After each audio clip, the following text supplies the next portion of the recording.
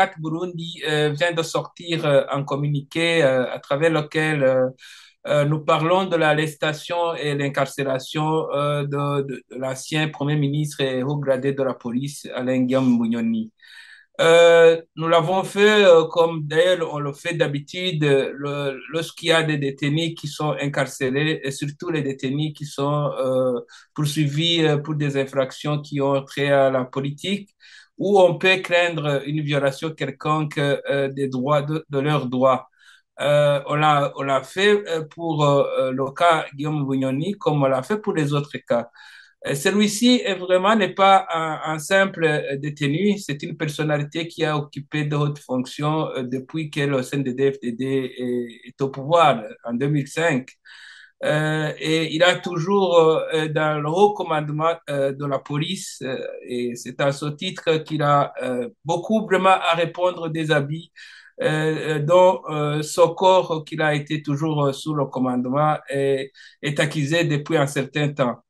Ça, on parle surtout les cas de violation des droits humains de 2015 et qui sont sans investigation depuis par les organes étatiques, mais que le procureur près la Cour pénale internationale a déjà commencé les investigations sous l'autorisation de la Cour.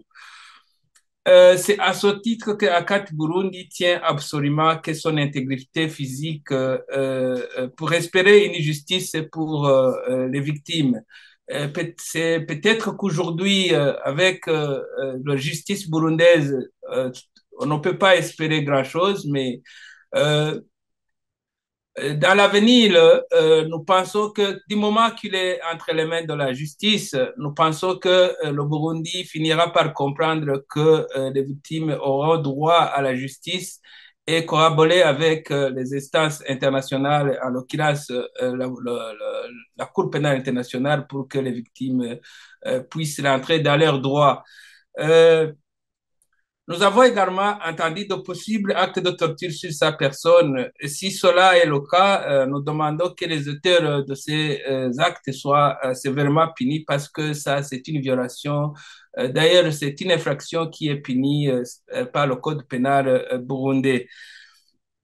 Et nous demandons également que ses droits à la défense soient respectés et que son procès se déroule dans le respect qui guide vraiment un procès équitable. Mais pour éviter tout soupçon de torture, nous demandons au gouvernement du Burundi, en l'occurrence le procureur général de la République, qu'il est plus qu'urgent que le ministère public autorise sa famille et son conseil à lui rendre visite afin que la vérité soit connue.